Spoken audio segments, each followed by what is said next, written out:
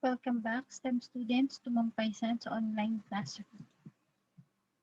Last time, where we discussed about rotational kinematics part 1. Today, we're going to continue the discussion. We're going to discuss some other parts of rotational kinematics. So here we are in rotational kinematics part 2. Previously, we have the presentations overview, and we already discussed angular quantities. So for this part 2, we're going to discuss rotational kinematics equations as well as some sample problems using rotational kinematics equations. So let's proceed with the rotational kinematics equations. Notice that I also included in the table the linear kinematics equations based from one-dimensional motion horizontal axis. Okay, so we have in the one-dimensional motion, specifically in the horizontal axis or yung sa x-axis, ayan, we have enumerated 1, 2, 3, and then 4 kinematics equations. And we also have the 4 kinematics equations for rotational motion naman. Notice that they are similar, but instead of using the variables for linear motion, we use the variables for rotational motion. So instead of using final v sub x, we have final omega, which is the omega without subscript, and then instead of using the v initial x or v sub naught x, we have omega naught, which symbolizes the initial angular velocity, and then instead of using the English alphabet A, al alpha is used in the equation number 1 for rotational kinematic equation. However, notice as well that the t or the time is retained because it knows no um, dimension. Meaning kahit saan nag-move yung object natin, sa horizontal man yan, sa vertical man yan, sa rotational man yan, uniform circular motion man yan, projectile man yan, the time is still time. Wala siyang subscript, hindi siya nagbabago. Okay? And then lastly, we have the delta x or the change in linear displacement or displacement lang. It is transformed into the delta theta, which is the change in angular position or angular displacement. Okay? And then remember when we see the theta here, the lowercase Greek letter, delta pala, delta na theta. This letter, it denotes that we can expand it as theta final minus theta inch. Okay, so the rest, ganun lang din yung ginawa. From these linear equations, they were transformed using the rotational or angular quantities so that we could come up with the rotational kinematic equations. Okay? So yun lang, ganun lang siya kadali, no? If you already mastered, hopefully, no, or if you really learned something from one-dimensional motion, rotational motion won't be difficult for you. And so let's have sample problem number 1. I prepared here 5 sample problems so that you would be able to review these things for our quiz, okay? Ayan. So we have sample problem number 1. It says here, a centrifuge rotor is accelerated from rest to 20,000 RPM. Ayan. Ano ibig sabihin nitong RPM na yan? RPM stands for revolution or rev per, yung P ay per, and then minute, yung M. So RPM stands for revolution per minute. We can also write it as rev slash minute, which is another unit for angular velocity.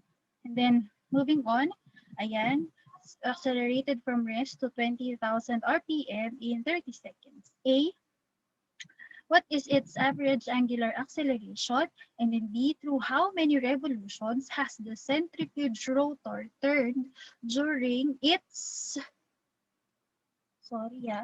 acceleration period, assuming constant angular acceleration. Okay, by the way, just like one-dimensional motion, we assume that the acceleration in rotational motion is also constant. Okay, constant acceleration. So ano lang yung nagbabago? Yung displacement natin at saka yung ating velocity. Okay? Wait, balik ko na. So, kung di nyo alam kung ano ang centrifuge, ginagamit siya to separate the components of the blood. Ayan, ito yung mga blood. Tapos, papaikot-ikutin siya so that nagsiseparate yung uh, components ng blood. Yung red blood cells, white blood cells, plasma. Tapos, pwede rin siya dito. Used for separation of fluids, gas, either gas or liquid based on density. So, yung pinakamabigat, mapupunta siya sa ilalim after siyang paikutin, tapos followed by the less dense and then the pinakamagaan or the least dense sa pinakataas. Because we know naman that when a substance is dense, it submerges, and then when an element or a substance is less dense, it floats. Parang katulad sa ice. Since ice is less dense than water, ice floats and water is submerged, okay? Or napupunta siya sa ilalim. Okay, moving on. That's just an additional big brain kaalaman, Chos. Ayan. So, moving on tayo. Sulat natin ang ating mga given, which are the omega final. Okay? That is 2094.40 radians per second. So notice na bakit siya yung final? Kasi di ba sabi dito, the centrifuge rotor is accelerated from rest. Therefore, the initial angular velocity is 0. Okay? And then, the time indicated is 30 seconds. And then we are going to convert the 20,000 RPM. That's why it is already in radians per second. Okay, we should always convert to standard units in terms of solving for rotational motion. Okay, yeah. So we have 20,000 rev per, the slash is the, or the fraction bar serves as the per 1 minute, and then we first convert revolution to radians. We know naman that 2 pi radians is equal to 1 revolution, and then 1 revolution must be in the denominator so that we could cancel the revolution. And then after converting rev to rad, we convert minute to seconds. So there are 60 seconds in 1 minute, and then the 1 minute goes in the numerator, while the minute here in the given is in the denominator. So we could cancel. And then the final answer would be, again, 2094.40 radians per second. And then we have two requirements here, the alpha or the angular acceleration and the angular displacement. So bakit naisip ko na angular displacement yung hinahanap? Sabi kasi dito, how many revolutions? And we know that revolution is a unit for angular displacement. So again, recall natin what are the three possible units for angular position or angular displacement. We have the standard, which is the radians, and we also have the degree, and then the last one would be the revolution. Okay? So for the equation, ayan, we choose letter A, alpha is equal to omega final minus omega initial all over time. And then for the change in displacement or the angular displacement, we have quantity final omega plus initial omega all over 2 quantity time, which are based from equation number 1. Ito, dinerive to sa equation number 1, or pwede rin derive to sa average acceleration equation, which we discussed when we talk about angular quantities. Wait lang ha. Tingin na cellphone ko. Charan chat. Ayan. Wala na. Silent na siya. Distract ko. Ayan. So, if we're going to derive, pwede mo rin namang i-derive, no? Wherein we transpose omega naught to the other side. That's why it became negative. And then, so that we could finally isolate alpha, we divide both sides by t. T. Cancel the t here, and we get this wonderful equation. And then the second equation naman for the angular displacement came from the equation number 2. Okay, and then for the solution number 1, we just substitute, and then we get 69.81 radians per second squared. And then for solution number 2, again, we just substitute, and then we get 30,416 radians, but excuse me, the problem is asking us to get it in revolutions. Okay, so to convert again, we know that 1 revolution is equal to 2 pi radians, but this time we put the radians in the denominator, unlike in the conversion of given, and then we can cancel radians, and the answer would be 5,000.01 revolution. Pwede rin namang full number na siya, 5,000 revolutions. Okay. Okay.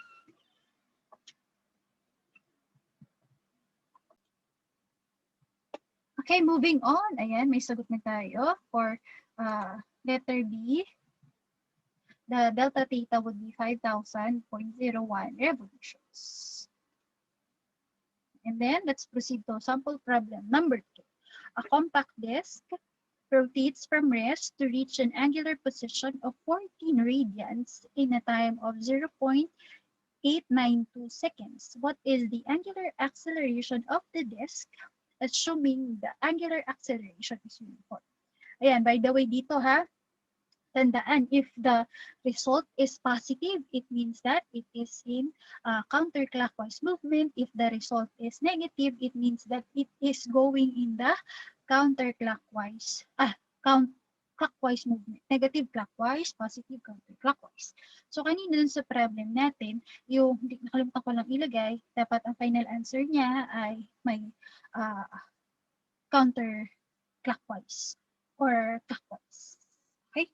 Pwede rin namang wala na kasi wala naman mention din na direction. Depende sa problem. Okay? So, ayun.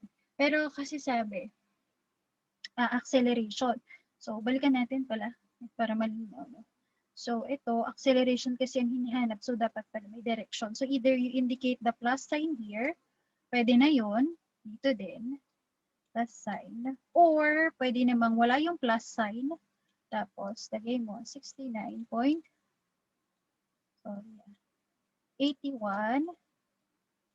rad per S. Makakabili rin ako ng ano, no?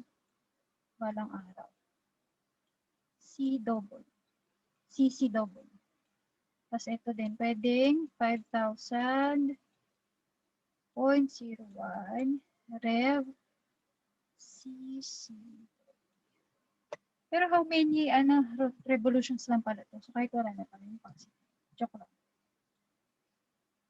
Tapos tinatanong lang kung ilan. Ibig sabihin magnitude lang pala yun. Walang direction. So kung ang tanong dito ay through how many revolutions and in what direction. Tsaka ka lang maglalagay ng direction. Okay? I hope I clarified myself and I stand myself corrected, no? Ayan. So again, dito na tayo sample problem number 2, and then we would have the given 14 radians. That's the angular position. Sinabi naman na. So sometimes hindi angular position na nakalagay, kundi angular displacement. Pareho lang yun, okay? And then the time is 0.892 seconds. And then sabi dito, compact disk rotates from rest, which means that the initial angular velocity is 0. And then we are looking for the angular acceleration. And we're going to use the equation alpha is equal to 2 delta theta times t squared. Saan yan galing? Galing yan sa equation number 3. I'm going to show you the derivation. Ayan. since the initial angular velocity is 0, we set this as 0. So ito na lang matitira. Okay? And then, so that we could eliminate the 1/2, we multiply both sides by 2. Ayan. Cancel mo na yung 1/2. Okay, and then you multiply this by 2. That's why it became 2 delta theta is equal to alpha t squared. And then, to get this equation, we divide both sides by t. Ito na pala yun. No? Divide both sides by t squared. Ayan. So, matitira na lang dito a. And then, ang final product, final equation would be alpha is equal to 2 delta theta over t squared. For the solution, we just substitute things and we get 35.19 radians per second squared. And then again, since it is acceleration, we should either put a positive sign here or write 35.19 rad per s squared CCW. Okay. Next, let's have sample problem number 3.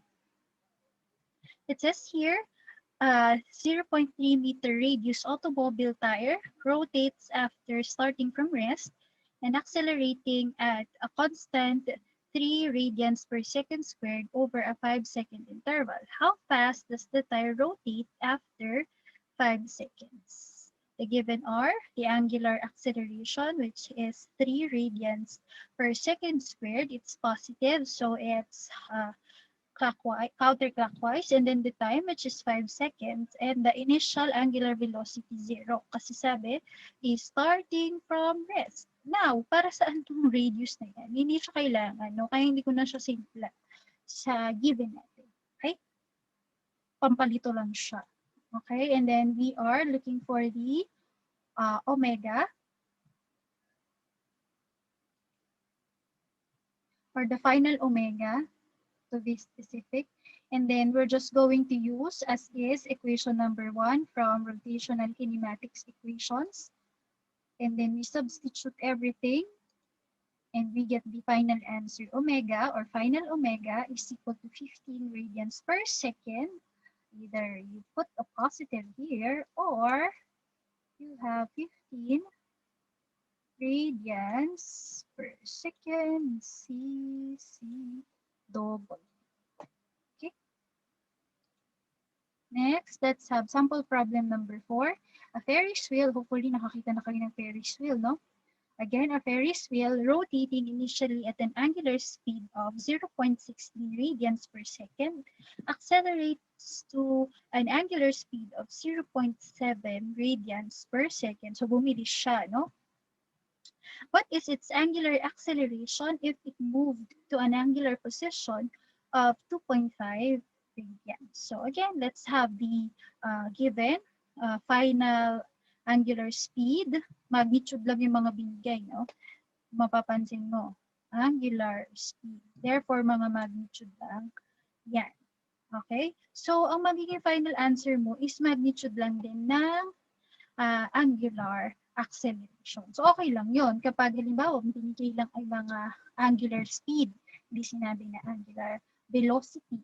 So, sa final answer mo, okay lang na walang direksyon kapag ganito. Okay? Depende sa given. And then, ayan, sulat natin. And then, the initial is 0.16 radians per second squared. And then, ay, second lang pala, walang squared. Sorry. And then, the angular position or angular displacement is 2.5 radians. We are looking for the angular acceleration. And we're going to use this equation derived from equation number 4, final omega squared is equal to initial omega squared plus 2 alpha quantity delta theta. Ito makikita mo yan naka-expanded form pero okay na yan kahit hindi siya naka-expand dito. So first step, we transpose initial omega squared to the right side of the equation. It will become like this. From being positive, it becomes negative. And then on the other side, we have 2 alpha delta theta, and then to fully have an equation to express alpha, we divide both sides by 2 delta theta. Wherein, ayan, pwede na natin i-cancel yung 2 tsaka delta theta. And then the other side would look like this. So the final form would be this equation. Okay? And then we substitute. And finally, we get 0.09 radians per second squared. So again, since we are given angular speeds, ayan, okay na kahit magnitude lang yung ating sagot. Okay, wala ng plus, wala ng CCW, okay na yan. Okay? Next. Sample problem number 5. I believe this is the last sample problem. A fan blade initially at rest rotates with a constant acceleration of 0.025 radians per second squared. What is its angular speed at the instant it goes through an angular displacement of 10 radians? So notice, meron ditong angular displacement. So ibig sabihin nito ay positive, so counterclockwise yan. Pero ang tinatanong lang sa'yo sa problem ay angular speed. So, dapat ang final answer mo ay absolute value, walang direksyon. Okay? Pero kung, pero kung angular velocity yung tinatanong sa'yo, dapat may direksyon. Okay? Be careful of what the problem asks you. Okay? And then for the given, we have alpha is equal to 0.025 radians per second squared. And then we have omega initial, which is 0 because, again, sabi, initially at rest ang ating fan blade. And then the change in angular displacement would be 10 radians. We are looking for the final angular speed, which is the magnitude of the final angular velocity. For the equation, we have square root of initial omega squared plus alpha 2 alpha delta theta, which came from, again, from equation number 4. And then to get the equation for the final omega, you just extract the root. Okay? Yan. So, kunin mo lang yung root. Pareho. Remember, kapag may nakita ka dyang square, kailangan mo pang extract yung root ng ating variable bago makuha yung final equation. Kapag hindi mo kinuha yung square root, naku, mamamali ka dyan. Ha? Remember. Okay, and then we substitute everything and we get the final answer, 0.71 radians per second, as is. No direction, no positive or negative sign. Thank you for listening to the part 2 of rotational kinematics.